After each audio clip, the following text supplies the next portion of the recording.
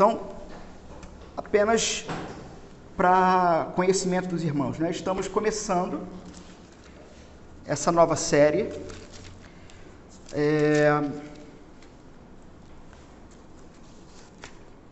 Pretendo trazer para a igreja todo o livro de Gênesis, né? Lógico que alguns trechos eu vou pular, como genealogia, né? Apesar de que a genealogia vai estar dentro do contexto, entre os sermões, tá bom?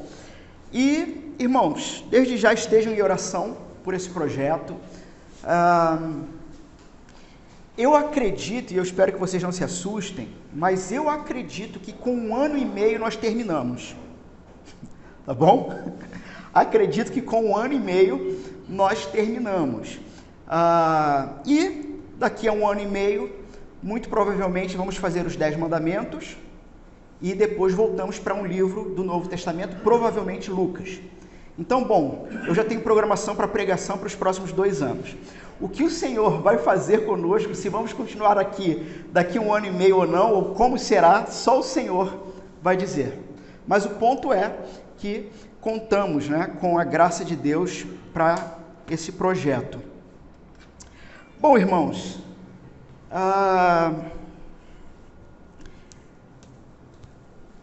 do que você tem medo?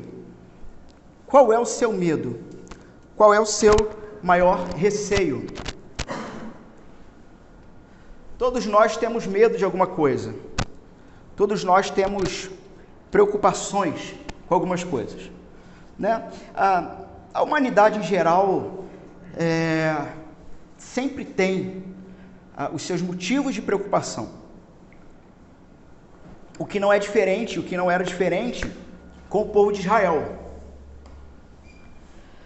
Para que a gente consiga entender bem o Gênesis, é necessário a gente traçar alguns pontos, ou pelo menos iluminar, não é, alguns pilares que sustentam o livro de Gênesis, né, desde o seu início até todo o Pentateuco e, consequentemente, toda a palavra de Deus. Bom, a nossa realidade, a realidade humana. Por exemplo, século XIV, Europa, peste bubônica, reduziu a população mundial de aproximadamente 500 milhões para 350 milhões. Matou entre 75 a 200 milhões de pessoas. Século XIV. Varíola atormentou a humanidade por mais de 3.000 anos. O próprio faraó egípcio Ramsés II, a rainha Maria II da Inglaterra e o rei Luís da França tiveram varíola. Cólera, gripe espanhola 1918, gripe suína 2009, Covid 2019 dando seu rastro maior em 2020, né? Além dessas questões que assolam a humanidade, nós temos outras questões. Por exemplo, 2004, talvez muitos lembrem disso, tsunami do Oceano Índico afetou 13 países. Tufão Nina, em 1975, mais de 230 mil mortos. Inundações na China, em 1931, entre 1 a 4 milhões de mortos.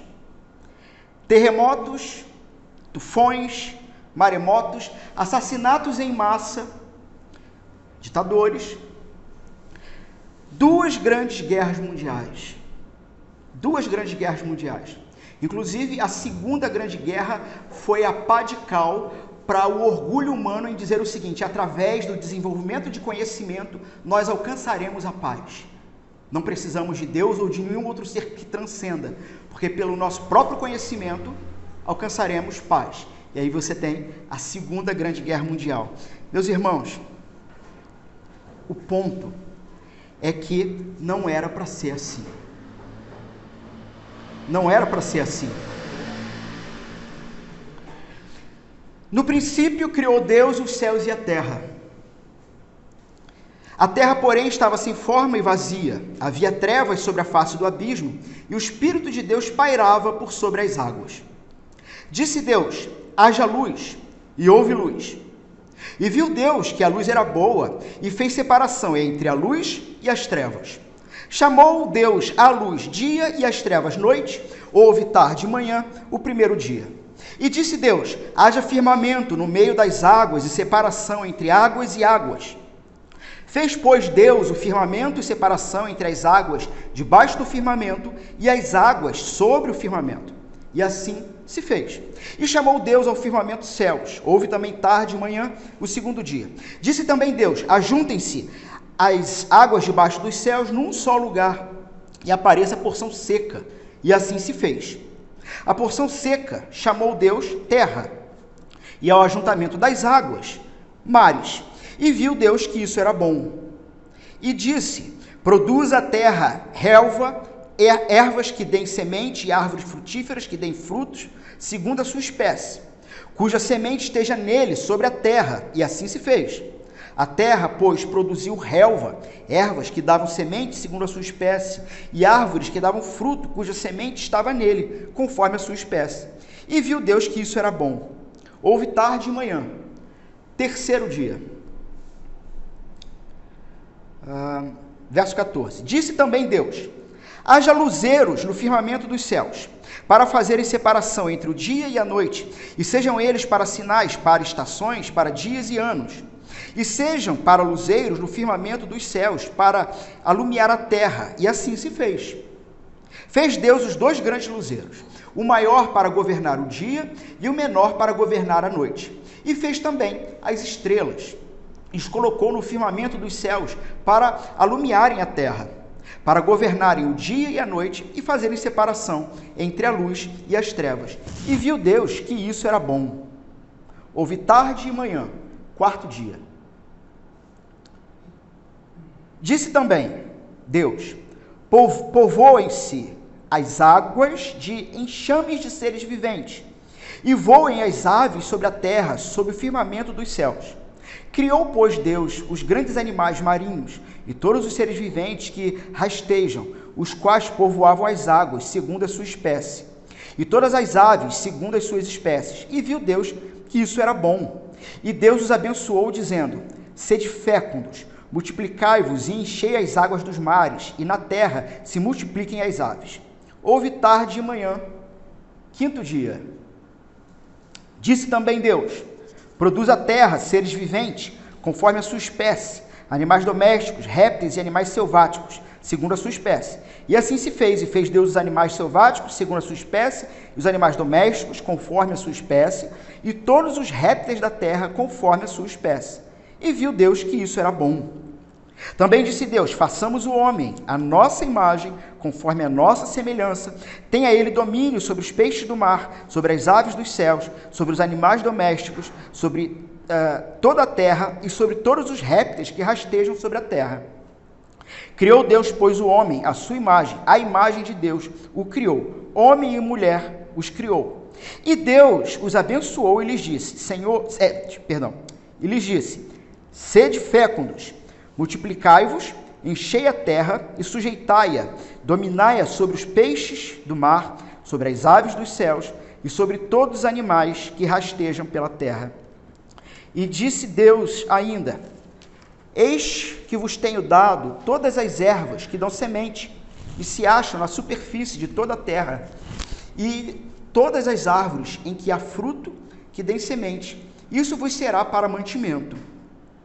E todos os animais da terra, e todas as aves dos céus, e todos os répteis da terra, em que há fôlego de vida, toda a erva verde lhe será para mantimento. E assim se fez. Viu Deus tudo quanto fizera, e eis que era muito bom. Houve tarde e manhã, sexto dia. Assim, pois, foram acabados os céus e a terra e todo o seu exército. E havendo Deus terminado no dia sétimo a sua obra que fizera, descansou nesse dia de toda a sua obra que tinha feito. E abençoou Deus o dia sétimo e santificou, porque nele descansou de toda a obra que, como Criador, fizera. Amém. Amém. Imagino que todos já tenham lido esse texto, né? Já conheçam esse texto.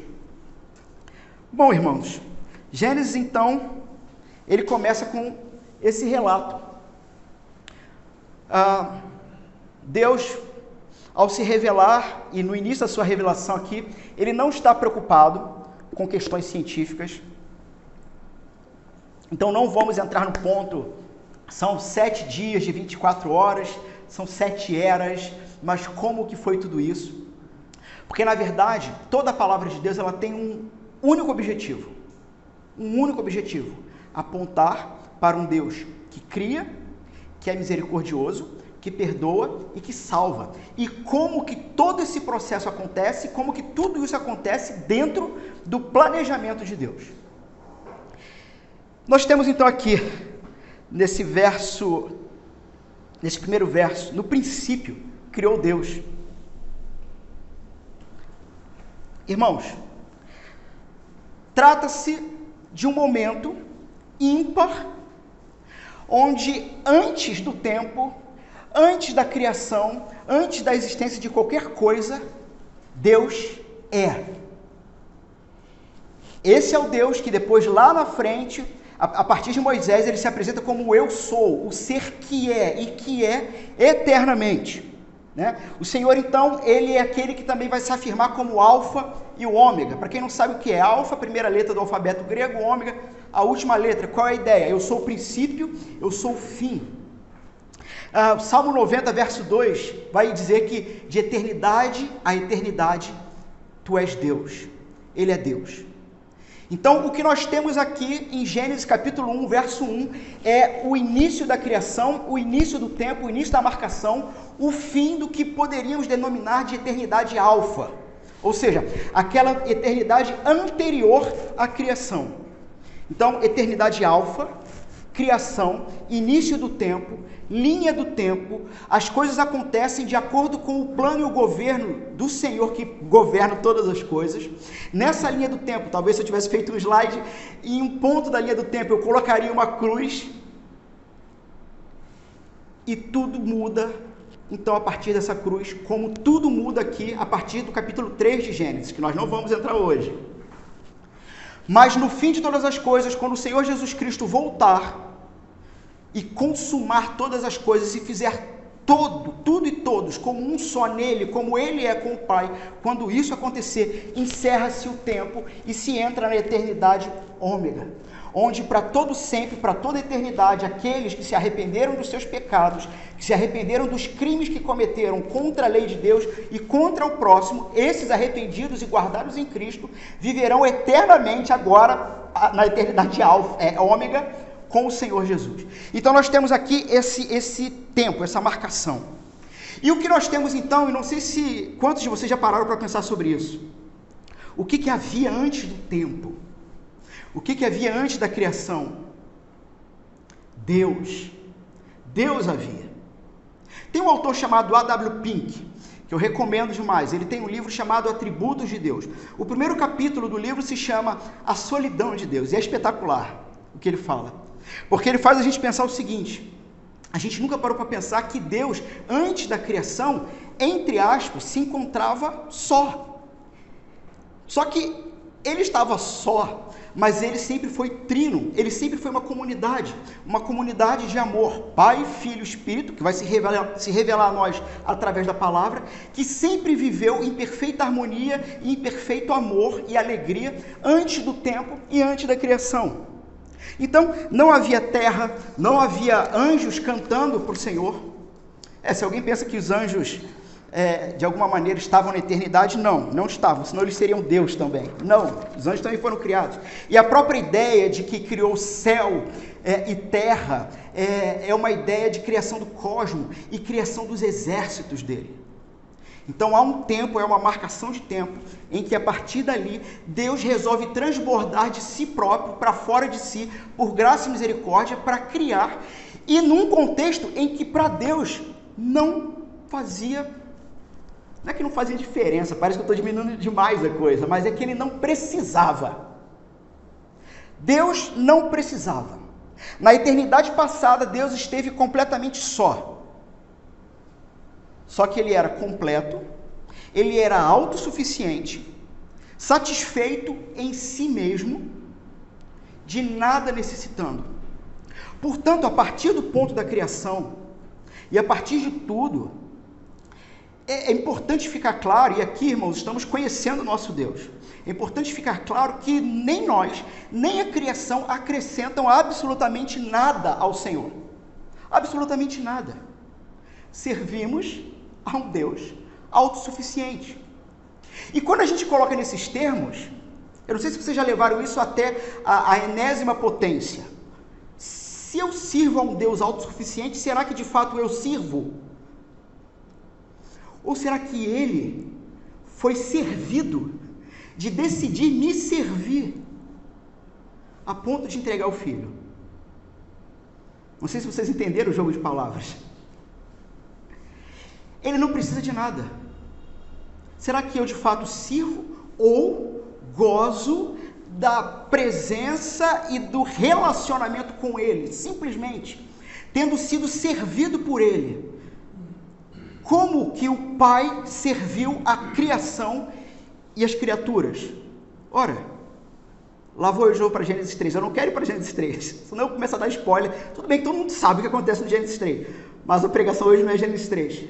Mas, depois da queda humana, o Pai vai enviar o Filho para servir a criação em resgate, trazendo de volta. Irmãos, tem tanta coisa para afirmar aqui, que eu não sei, eu estou com medo nem da gente ter tempo para tudo. Mas talvez uma frase consiga definir isso que eu estou falando.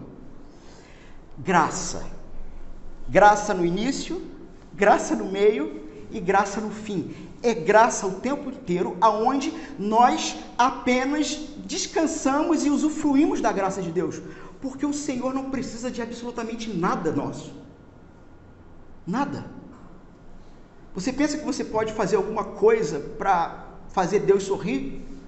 Se for fora de Cristo, não. Não.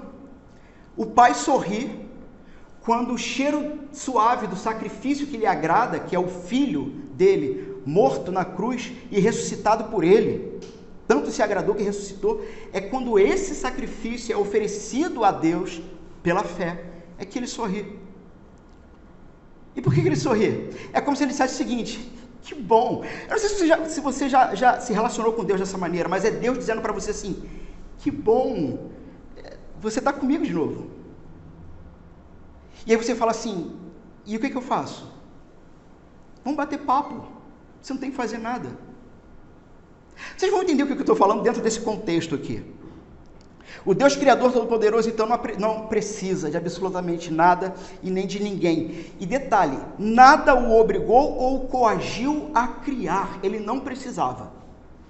Ele não precisava criar nada. Foi pura bondade. A gente talvez pense: o que o moveu a predestinar seus eleitos para o louvor da glória de sua graça? Efésios 1:5 responde: em amor nos predestinou para sermos adotados como filhos por meio de Jesus Cristo, conforme o bom propósito da sua vontade. Então, o que fez Deus fazer todas essas coisas?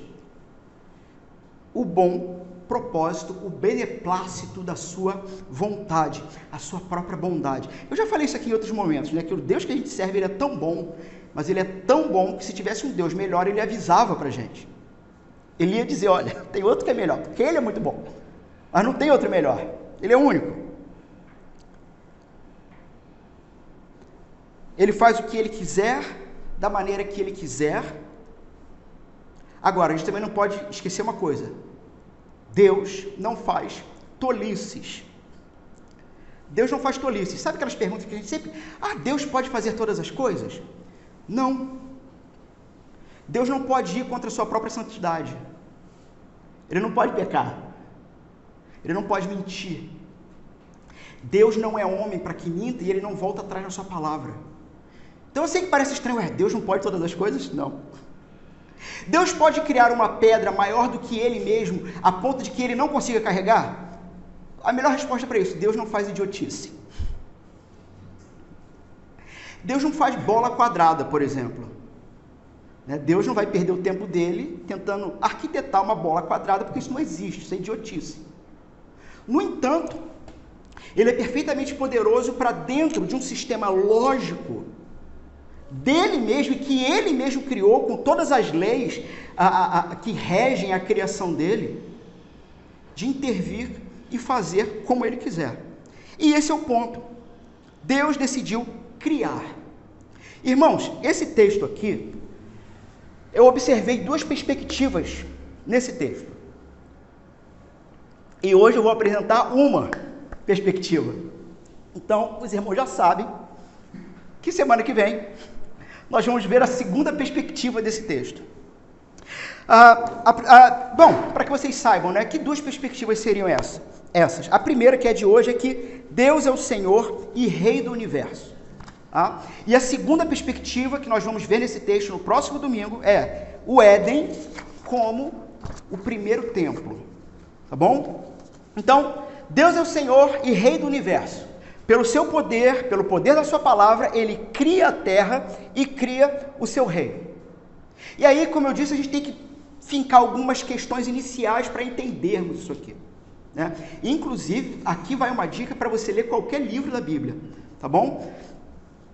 É sempre bom a gente, por exemplo, se alguém quiser indicação aí de introdução ao Antigo Testamento ou Novo Testamento, a gente pode dar indicações.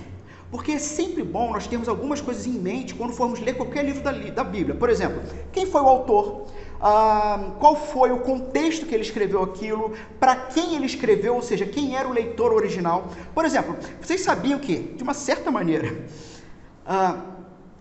Gênesis não foi escrito para você. Você sabe disso? Assim como Paulo, quando escreve a carta para os romanos, a não ser que tenha algum romano aqui, mas não é para você, no sentido de que o leitor original vive num contexto onde quem está escrevendo vai falar sobre aquele contexto. Ou seja, se isso está claro para mim, como é que eu faço para entender o texto? Eu não tenho que ler o texto e aplicar na minha vida. Eu tenho que ler o texto, entender como que o texto se aplicou lá no leitor original, lá no contexto dele, e a palavra de Deus se torna a palavra de Deus eterna, inerrante, que não muda, quando você entendeu o que Deus falou e transformou naquele contexto, e aquela mesma palavra que transformou naquele contexto vai transformar nesse contexto. Mas é a mesma palavra. Entende? E nisso tudo, por exemplo, você sempre tem que olhar para um texto e pensar o seguinte: ok, o Senhor está sempre resolvendo um problema do ser humano. Sempre. Sempre. Qual o problema que nós temos nesse texto aqui? Dá uma passada de olho rápido, enquanto eu bebo mais um pouquinho de água. E tenta descobrir qual o problema que existe nesse texto. Um problema no sentido de que existe algo em que o próprio Deus vai resolver. E o detalhe é esse. Sempre é Deus que resolve, nunca é a gente.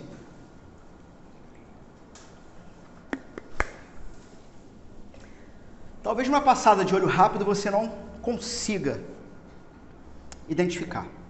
Mas vamos olhar primeiro para uma coisa chamada, e aqui eu vou bem devagar, tá? Para que os irmãos possam compreender.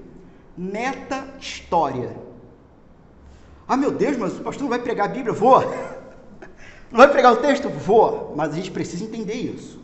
O que é meta-história ou meta-narrativa? É o seguinte: você tem uma história maior, você tem uma narrativa, aquilo está claro para todo mundo. Quando a gente fala assim, qual é a meta-narrativa ou a meta-história, qual é a história por trás da história? Ou seja, por que a gente está vendo isso aqui? Por que Deus está trazendo isso aqui à baila, à revelação? Então, por exemplo, tá? Deixa eu dar um exemplo. Tem uma passagem em Juízes que diz que Sansão, ele matou não sei quantos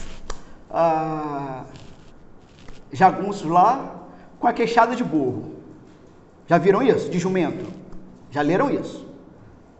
Mas como vocês acham que isso foi registrado? Vocês acham que tinha alguém dentro de um barril que ele olhava, o pau quebrando, aí ele abaixava e escrevia? Claro que não. Mas normalmente nós lemos a Bíblia dessa maneira, como se as coisas estivessem acontecendo naquele momento. E não estão. Não estão. A história acontece e bota bom tempo depois, vai haver o registro dessa história. E houve um registro dessa história por um motivo. Então, assim, há uma meta-história aqui em Gênesis, por trás de Gênesis. Você pensa, mas como, Alan? Se Gênesis está falando do início da criação de todas as coisas. Ok, quem é o autor de Gênesis?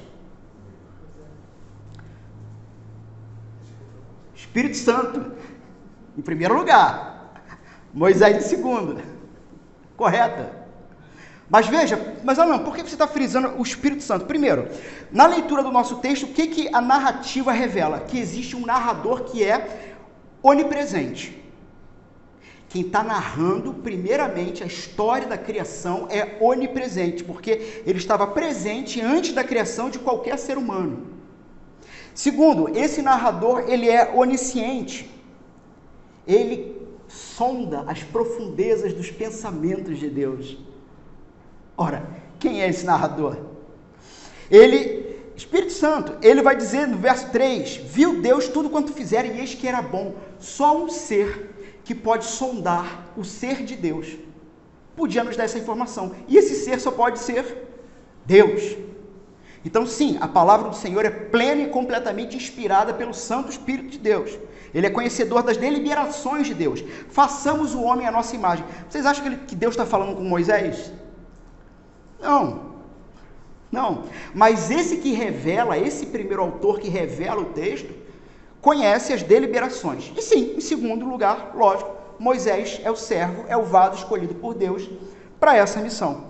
E o ponto é, de Gênesis, até que Moisés registre Gênesis, quanta coisa aconteceu?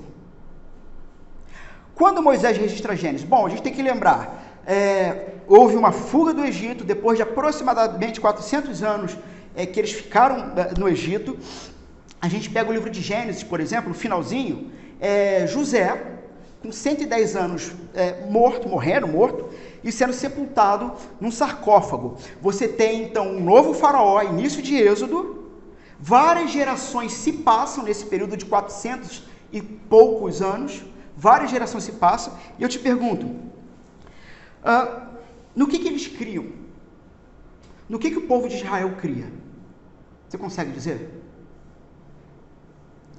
Então foram 400 anos vivendo entre uma miríade, um panteão de divindades. E aí vem Moisés, conduzido pelo Senhor, e tira o povo. E no deserto, então, Moisés começa a escrever o Pentateuco, o Gênesis.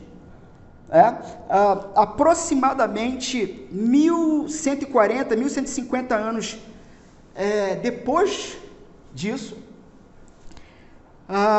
mais ou menos 3.500 anos antes da gente, tá? Os livros do Pentateuco vão ser dados para o povo, sob a proteção de Josué e Caleb, tá? Para entrar com esse material na terra prometida. E que material é esse que Josué e Caleb estão protegendo? Seria uma espécie de fundamento da sua fé. Assim, vocês vão ter que aprender tudo de novo. Fundamento da sua fé ou um guia apologético. Mas por que um guia apologético? E por que o Pentateuco ou o Gênesis pode ser visto como um guia apologético que vai apontar quem é o Senhor e que Ele é de fato o único Deus criador de todas as coisas? Qual era então a grande crise do povo hebreu nesse contexto? Irmãos, eles conheciam o Senhor, viram os sinais, viram aquilo tudo. Só que eles tinham seus deuses guardados também. Eles tinham. Então, a questão é, você vai encontrar em vários momentos o povo de Israel falando assim, o Deus dos nossos pais. Será que podemos confiar nesse Deus dos nossos pais? Será que o Deus dos nossos pais é páreo para os deuses do Egito? Ou para os deuses da Babilônia? Então, irmãos, essa é a meta-história. O que está acontecendo? O povo saiu, ele está perambulando pelo deserto e ele está cercado por nações, tá bom? Babilônia já é uma potência, já é uma grande potência, como cidade, como religião. E nesse contexto, por exemplo, você vai ter no Egito, nesses próprios 400 anos que eles ficaram, você vai ter os deuses do Egito, que só mudam o nome, mas têm a mesma história dos deuses persas. E aí você tem, então, as mitologias acadianas, babilônicas, e depois o Império Persa também traz para si essa mitologia. Tá bom? Eu vou resumir isso aqui.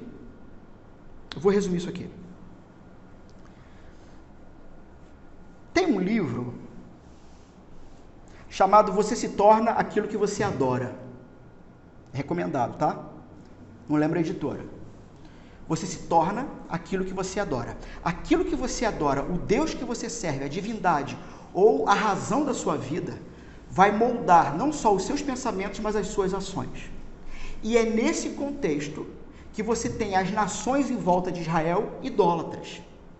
Tá? Qual era a visão de mundo, que se chama cosmovisão, qual era a visão de mundo das nações na época em que Moisés está começando a registrar o Gênesis? Você tem basicamente o seguinte: mitologia babilônica, persa, acadiana, basicamente o seguinte: o que os povos afirmavam? Aliás, não existia mundo, tá? Existiam divindades. Divindades maiores e divindades menores. Dentre essas divindades, houve uma guerra, onde uma divindade, que a tradução seria Tiamat, e quem viu Caverna do Dragão é Tiamat mesmo, é aquele dragãozão, mas era a ideia de uma divindade feminina que ora se materializava como serpente e que era divindade das águas e do abismo.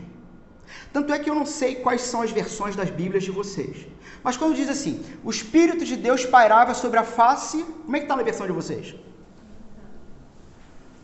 Quem falou? Água. Mais alguém tem outra tradução? Todo mundo água?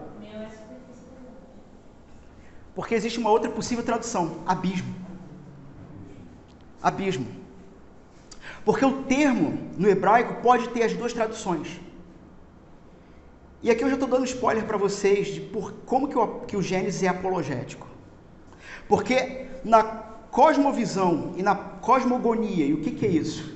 É a visão de como as coisas foram criadas. Das nações ao redor, Tiamat, que era esse ser divino das águas e abissal, tá? Teve uma guerra em que ninguém conseguia matar Tiamat. E aí um determinado deus chamado Marduk, que na Bíblia vai aparecer como, se não me engano, Mareduk, em outros textos. Marduk, ele vai enfrentar Tiamat, ele vai conseguir prendê-la numa rede, acertar uma flecha no coração da Tiamat, tá? E assim, as divindades tudo em volta, né? Tipo Maracanã torcendo. E aí ele pega a Tiamat e rasga no meio. Quando ele rasga ela no meio, parte, uma metade, ele faz a redoma do céu, a outra metade ele faz a terra. E no mito, a baba que cai da boca da serpente cria Babilônia, fazendo de Babilônia uma cidade gloriosa. Esse é o mito. Tá bom? Esse é o mito. E aí o que aconteceu? Bom, agora temos paz e temos um reino. E nisso você tem o panteão dos deuses maiores e dos deuses menores. Ok? Para os deuses maiores, para todo mundo sobreviver, alguém tinha que trabalhar, né? Nem na mitologia o comunismo deu certo.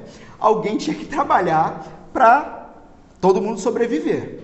O que aconteceu? Os deuses menores trabalhavam para que os do trono, ao capitalismo, para que os do trono ficassem dali só comendo, enquanto os menores trabalhavam.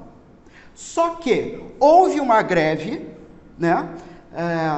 Tipo ABC paulista, houve uma greve dos deuses e eles se recusaram. Não, estamos cansados de trabalhar e coisa e tal. O que eles fizeram? Eles tiveram uma ideia. Pegaram um deus chamado Ginko, sei lá, uma coisa assim, que era marido da Tiamat. Gente, bom, como está online também, isso é mitologia, tá bom? Isso não é real. Isso é mitologia persa. Pegaram o marido da Tiamat e falaram assim: precisamos fazer servos menores do que nós para nos servir. Pegam essa divindade, matam ele, do sangue dele eles misturam com lama e criam o homem.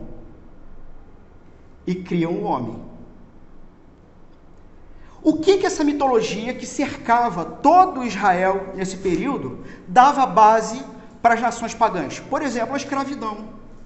Ora, se o rei é o Horus vivo, representante da divindade, e a divindade tem seus escravos e trabalhadores, eu, como representante dele, também tenho. Por isso que quando o Senhor diz o seguinte: abandone os ídolos e se volte para mim, porque em mim você será livre. Porque enquanto você servir aos ídolos, eles te escravizarão. Porque a idolatria dá a base social para a escravidão. Porque se o meu Deus tem escravos, eu posso ter. E por aí vai. Tá bom? Então,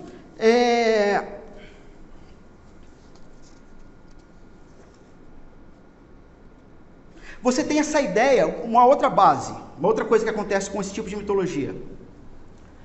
É necessário que você constantemente ofereça sacrifícios para a divindade, para acalmar a divindade, para alimentar a divindade, porque ela tem fome. Então é necessário que nós sejamos escravos dessa divindade. Irmãos, e aí nascem sim as religiões de sacrifício, inclusive de sacrifício humano. A pergunta é: como é que o Deus verdadeiro, como é que o verdadeiro rei responde a isso naquele contexto? O Senhor já começa a libertar o povo e tem por um intuito em que, se, a gente sabe que isso não aconteceu, mas se o povo, de fato, rendesse o seu coração à lei do Senhor, à palavra de Deus, o povo seria a luz do Senhor para as nações, onde as nações olhariam para o povo e dizeriam o seguinte: eu quero conhecer esse Deus que faz com que vocês sejam felizes, que faz com que vocês sejam justos, que faz com que vocês tenham uma vida abundante, correta. E a partir do conhecimento desse Deus, eu quero abandonar esse outro Deus que me escraviza. Era para isso ter acontecido com Israel, mas não aconteceu. Sabemos que os hebreus criam no Deus de seus pais, Abraão, Isaac e Jacó, mas também criam em outras divindades. Você diz: não, mas como assim? Por exemplo, Josué 24, 14 e 15. Josué diz: agora, pois, temei ao Senhor e servi-o com integridade e com fidelidade. Deitai fora, joga fora, todos os deuses aos quais serviram vossos pais da além do Eufrates e no Egito, e serviam ao Senhor. Irmãos, eles estavam entraram na terra prometida com Josué, e ainda tinham os deuses dos pais deles com eles, que eram miniaturas de todas essas divindades que eu estou falando aqui. Só que no Egito tinha outro nome, mas era a mesma divindade, tá? Porém, se vos parecer mal servir ao Senhor, escolhei hoje a quem servais, se aos deuses, a quem serviram vossos pais. E ele finaliza: eu e minha casa serviremos ao Senhor. Então tome uma decisão, vocês têm que decidir. Bom, através do Espírito Santo, o Espírito Santo vem até o seu servo Moisés e o inspira. No princípio, criou Deus os céus e a terra. O que Moisés está dizendo? Essa frase, só essa frase, já era apoteótica naquela época. Porque assim, não teve uma guerra no céu. Tiamat, a divindade do abismo e das águas, o Espírito de Deus dança em cima dela, paira sobre ela. O Espírito de Deus está acima dessa suposta divindade, porque na verdade não é divindade. Sermos escravos para alimentarmos os deuses? Não. O Deus que se revela a Israel é um Deus que não precisa ser alimentado, mas ao contrário, ele planta um jardim. E ele não somente planta um jardim, mas ele cria o ser humano, a sua imagem e semelhança, e ele coloca o ser humano lá, e ele diz para o ser humano o quê? Sirva-se. Percebem que, na verdade, Não somos nós que servimos a Deus? Eu sei que parece meio herético isso. Mas é o Senhor que tem prazer em nos manter. Toda a nossa relação com Deus, a partir dessa realidade, dessa compreensão, é uma resposta de amor. Não é bem um serviço, um trabalho, mas assim, se eu amo ao Senhor, eu obedeço a sua palavra e vivo de acordo com seu santo propósito. E alguém podia te perguntar, isso é servir a Deus? A resposta de quem conheceu a graça através de Cristo é dizer, não, isso é amar. Isso é amor. Não é bem um serviço. Porque se tem alguém trabalhando dia e noite e que não dorme, é o Deus Todo-Poderoso. Que sim, já me adiantando, no 7º dia ele descansa. E a partir desse descanso, onde todas as coisas foram feitas muito boas, ele nos convida a viver esse 7º dia eterno com ele. Em prazer de relacionamento com ele. Por quê? Porque ele já fez tudo. E nós? Nós somos chamados para a festa. Nós somos chamados para a festa da criação. Ele plantou um pomar e disse, se farte disso. Sim, vai ter uma árvore que você não pode comer, mas a gente vai ver isso ainda mais para frente. Mas a primeira mensagem é essa. O Senhor Deus tem alegria em se servir em Cristo para nos ter perto dele. Só nessa frase é como se Moisés estivesse dizendo, nós seres humanos não precisamos mais temer divindade alguma. Irmãos, nós não cremos no acaso. Nós não cremos no acaso. Nós não temos medo da vida, porque a nossa vida está segura em Jesus. Sim, já estou me adiantando aqui, mas a nossa vida está segura em Jesus. No princípio, Deus criou. Não foi nenhum Deus pagão. Tudo foi feito de acordo com a vontade e a palavra de Deus. Então, o Senhor Deus é o Criador soberano que governa o destino de tudo. Só que eu perguntei para vocês, onde está o problema no texto? Aonde está o conflito no texto? Bom, o conflito da narrativa é gerado no verso 2.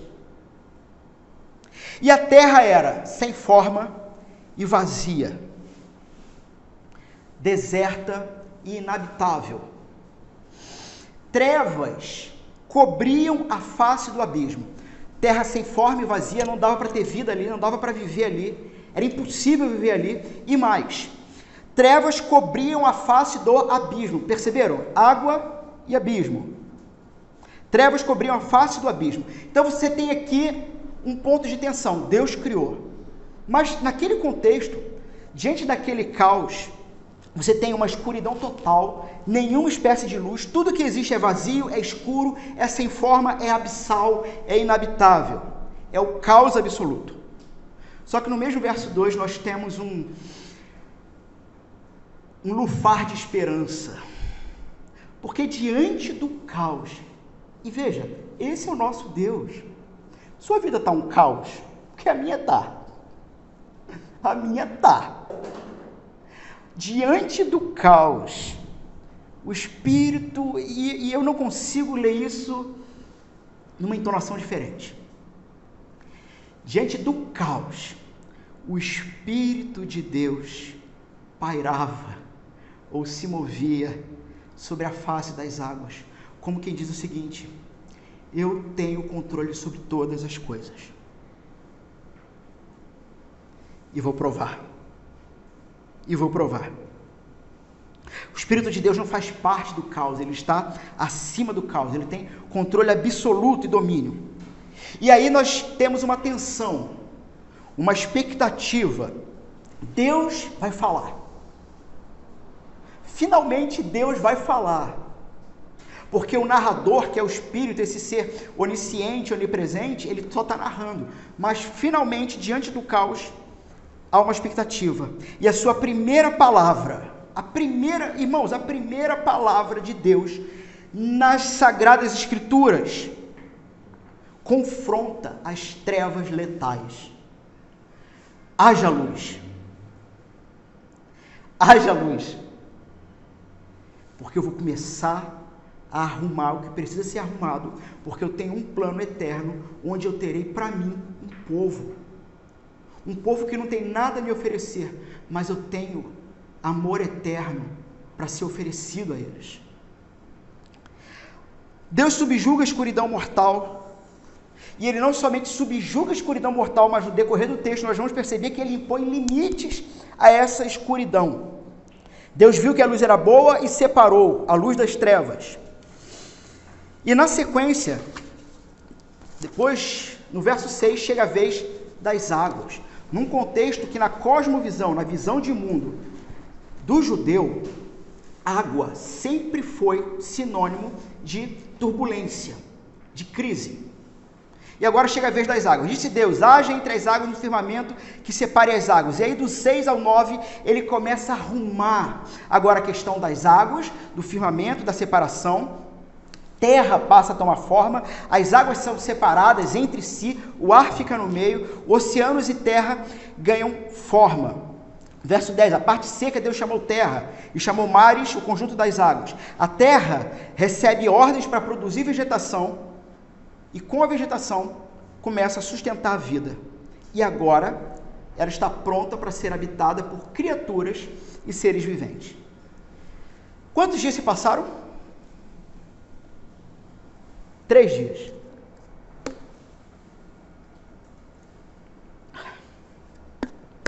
Em 3 dias, Deus fez recuar as forças destruidoras do caos com o poder da sua palavra. Vou repetir. Com 3 dias, Deus fez recuar as forças do caos com o poder da sua palavra. E é interessante, porque quando a gente olha para João, o Evangelho, capítulo 1, quem quiser abrir para acompanhar.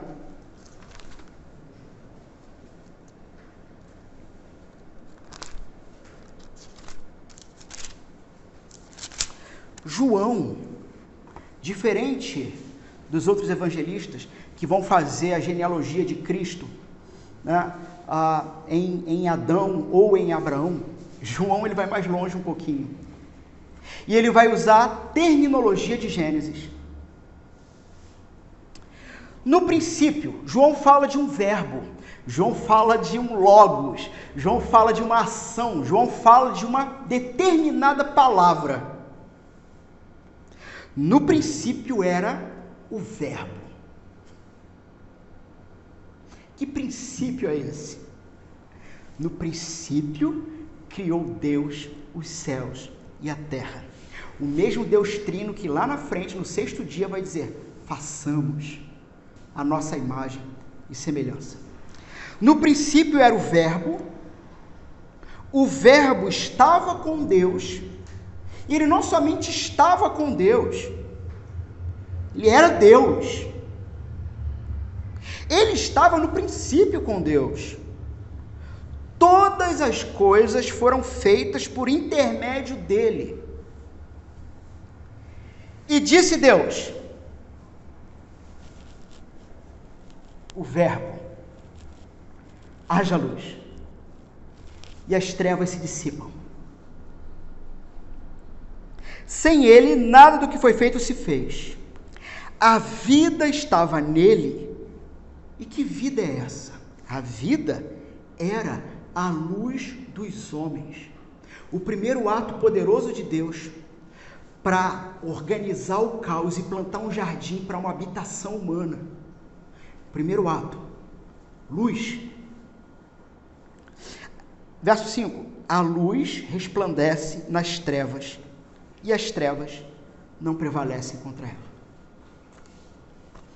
O Senhor Jesus estava no princípio, como a palavra de Deus que age poderosamente. Se vocês contarem em casa, Deus irá dizer 10 vezes, e disse. Deus não, o texto.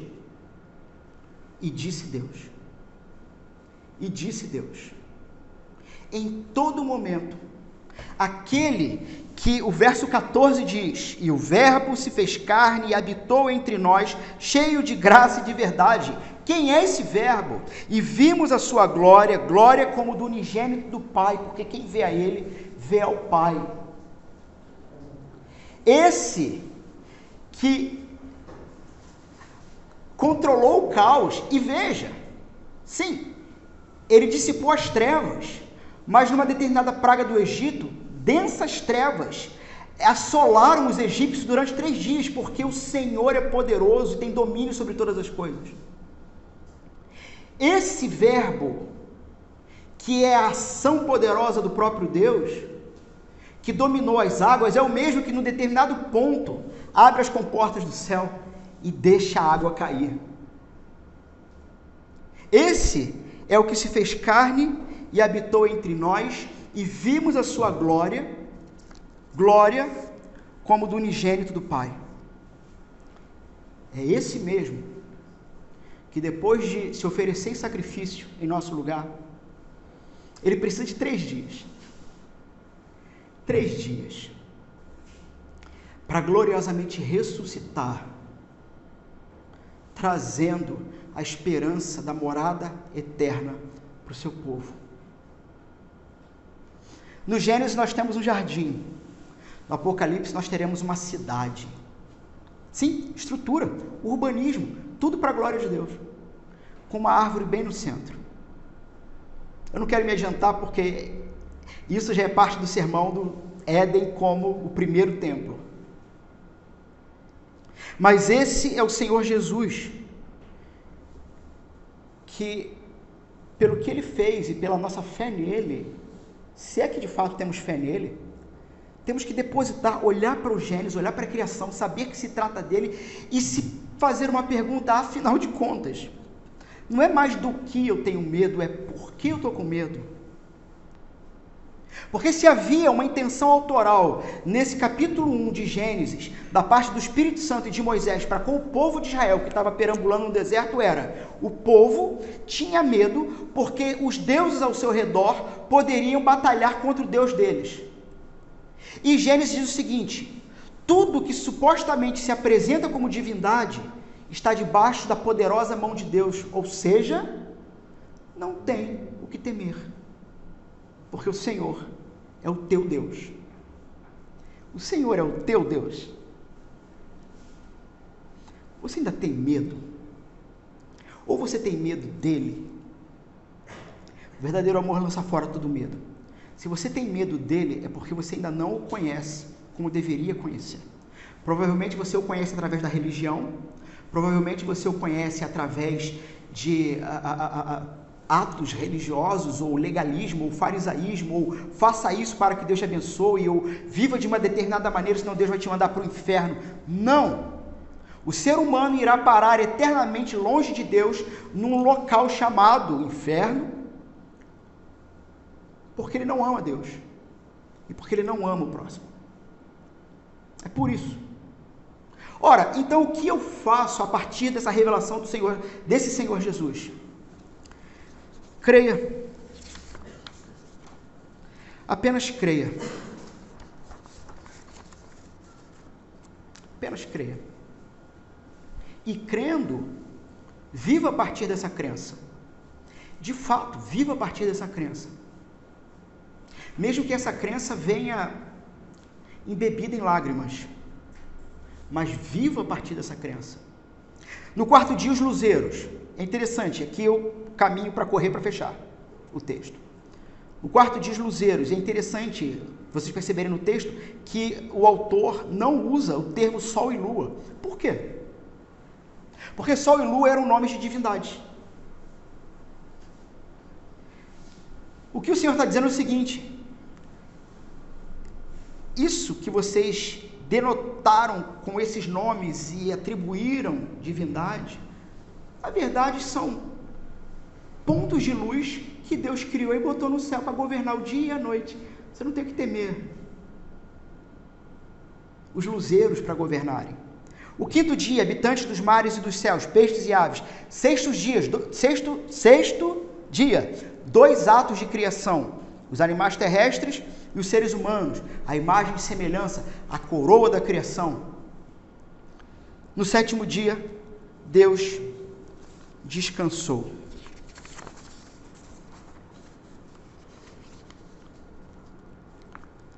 Vamos aplicar?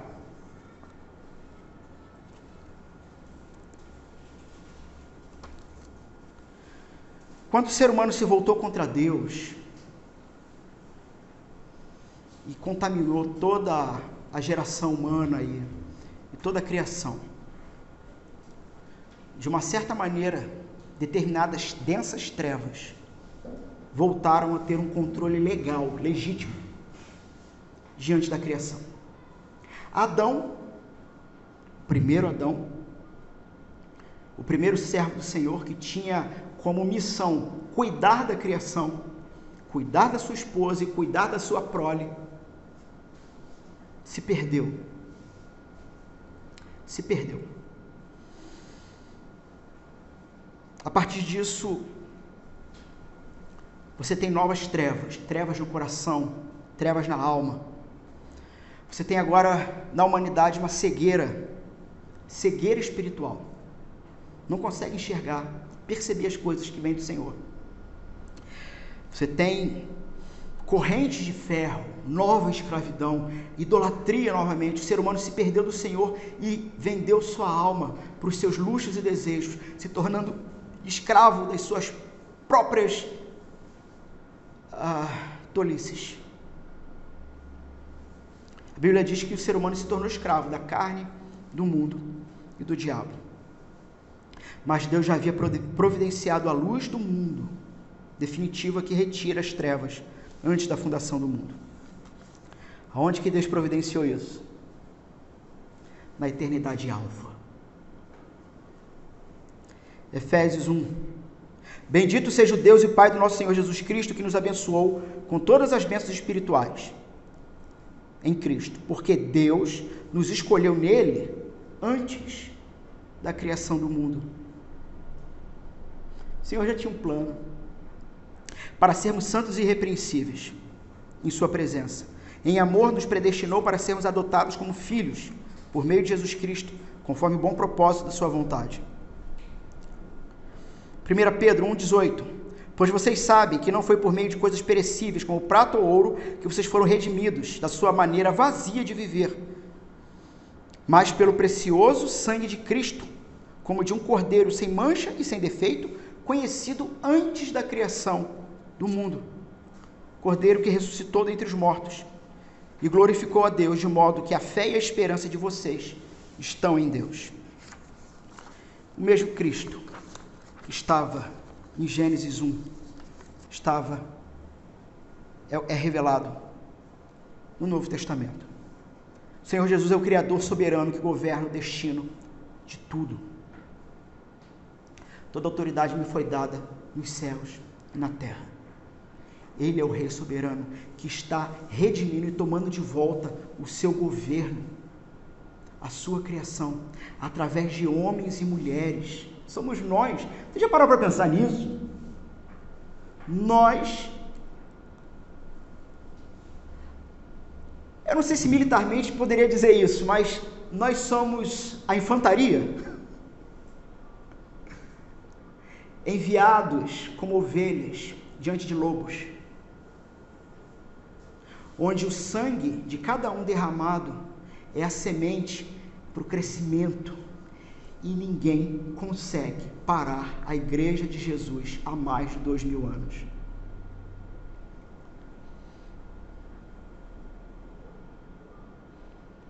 Não há mais o que temer.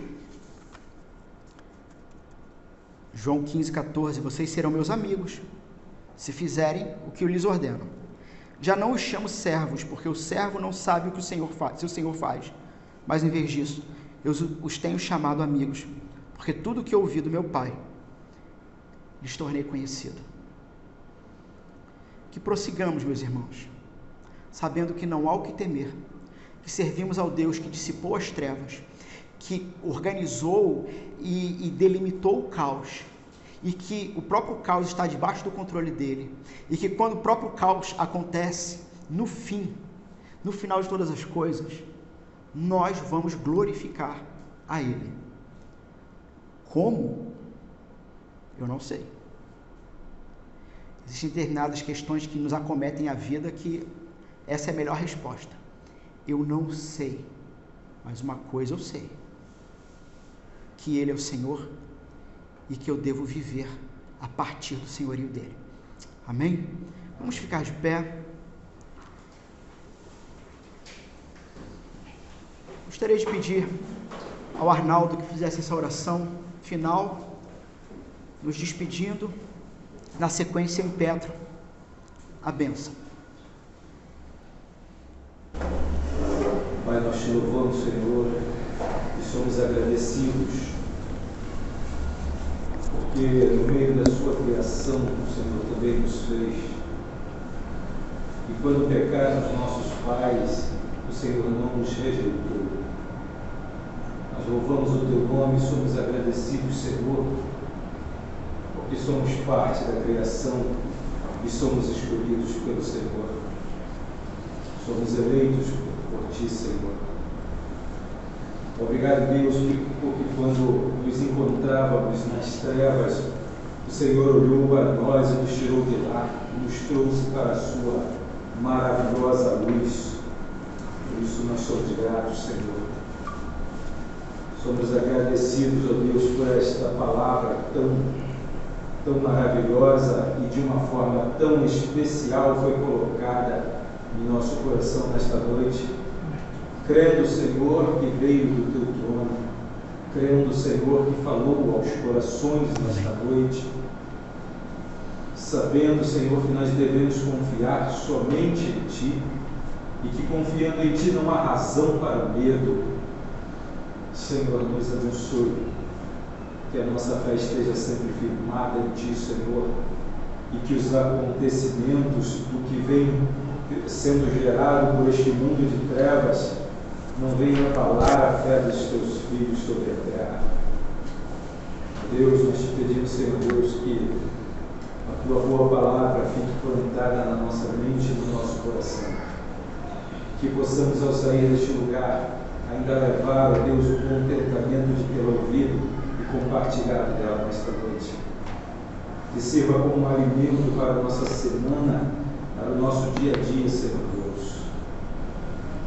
Te agradecemos por esta reunião dos santos que se reuniram para louvar e adorar o teu nome santo. Amém.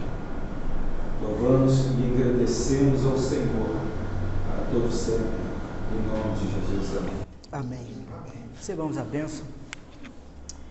Que a maravilhosa graça do nosso Senhor e Salvador Jesus Cristo, o doce amor de Deus Pai e a rica comunhão e consolação do Espírito Santo de Deus esteja com todo o seu povo, agora e para todo sempre. Amém.